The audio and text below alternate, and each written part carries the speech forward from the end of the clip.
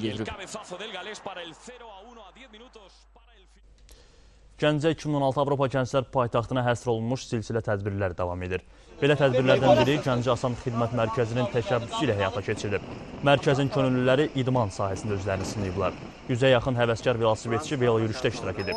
Sağlam nəqliyyat, sağlam gənclik şüarı adı altında baş tutan yürüşə şəhərin 28 may küçəsindən start verilib. Heydər Əliyev Park kompleksində yerləşən Zəfər tağının yanında velo yürüşə fasilə verən iştirakçılar sonra Asan Xidmət Mərkəzinin yerləşdiyi Heydər Əliyev prospektinə yön alıblar. Ümumilikdə 10 km məsafə qət edən velosipedçilərdən ən böyüyünün 56, ən kiçiyinin isə 9 yaşı olub.